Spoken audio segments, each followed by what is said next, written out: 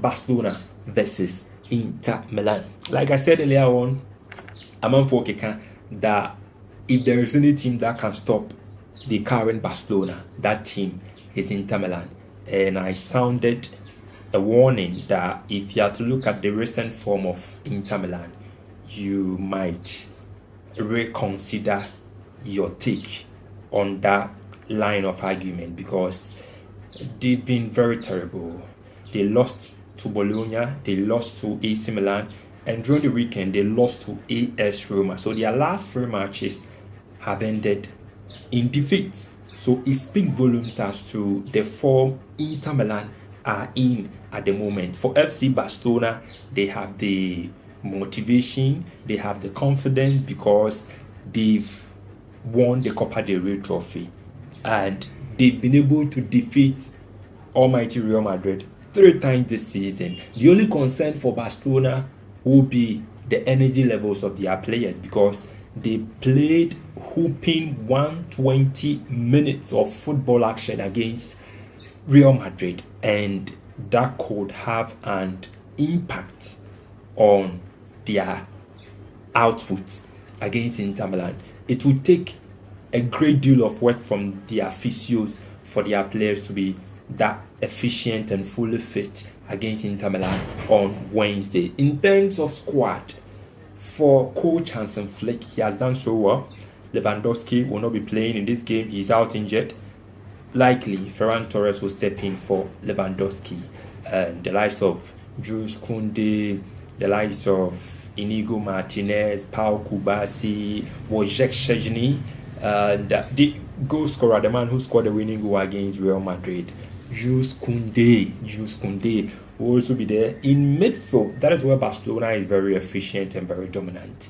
Pedri, Frenkie, De Jong, and the others. And also in the attacking third, of course, Lamine Yamal and Rafinha and Ferran Torres.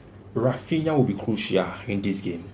If you have to look at numbers, he has scored 12 goals. In fact, he's the second top scorer in the UEFA Champions League. 12 goals with 7 assists. Incredible. And he would definitely have a say in the game against Inter Milan. And of course, Lamine Yamal will also be there, making sure Rafinha and the others get assists and go on to put the ball at the back of the net for FC Barcelona. And for International Milan, they have injury concerns as well. Benjamin Pavard picked up a knock over the weekend, and I'm told Bastoni is not fully fit. So he's doubtful for this game. Marcos Thuram is also doubtful for this game. So injury concerns for Inter Milan. And for coach Simone Inzaghi, in terms of experience, he has played. 2 years ago, he played in the finals. But on any day, if you have to choose between Hansen Flick and Simone Inzaghi, you definitely go in for Hansen Flick. Hansen Flick is a treble winner, and what he did with Bayern Munich in 2020 says it all. So I don't have to talk too much about Hansen Flick, and what he has done this season is so amazing. So on any day, you go in for Hansen Flick. But coach Simone Inzaghi will come in with his usual 3-5-2 formation. For Barcelona, they will come in with the usual 4-3-3 formation. In terms of head-to-head, so 5 matches between the two clubs.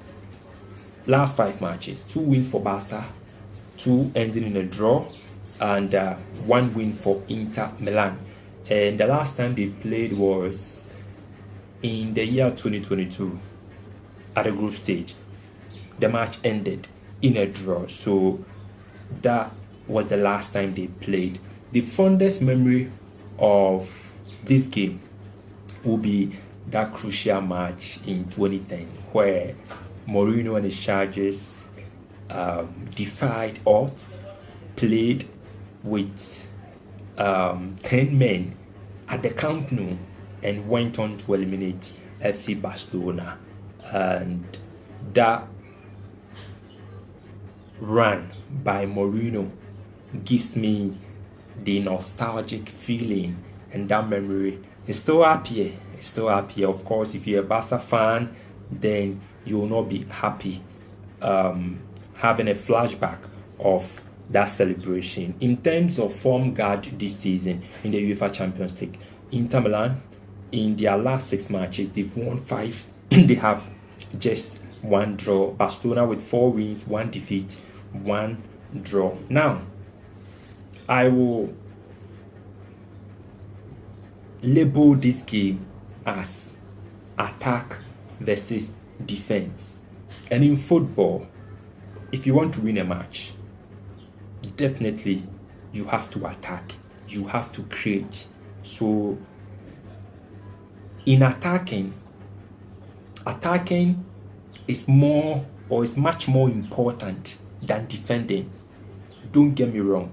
I'm saying for you to win a game, first of all, you have to attack and you have to create. And I'm saying attacking is much more important than defending, because I can choose to attack. And if I don't defend well, of course, I'll concede. But to determine the winner of the match, it will all boil down to the number of goals I score. And there is one thing that Barcelona, they do it so well than any other team currently, because they've scored 37 goals in the UEFA Champions League this season. And in their last 12 matches they've played, 11 out of the 12 matches, they had a goal average of 2.5. So either 2 goals or 3.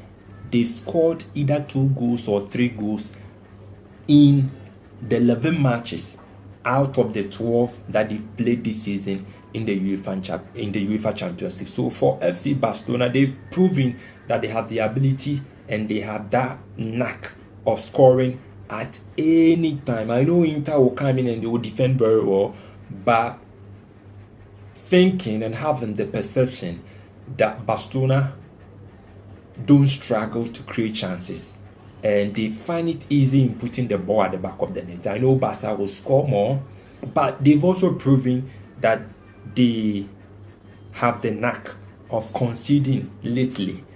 Segu Gurasi scored a hat-trick against Barca. Bojo Iglesias also scored a hat-trick. And in the Copa, they already conceded 2 goals. So Inter to score is also a possibility. But on any day, if I'm to predict, Barcelona win 3-1 or 2-1 for FC Barcelona. Thanks so much for watching, and do well to subscribe to Sabian Media Sports Extra on YouTube for the very best of sporting content. Have a wonderful day.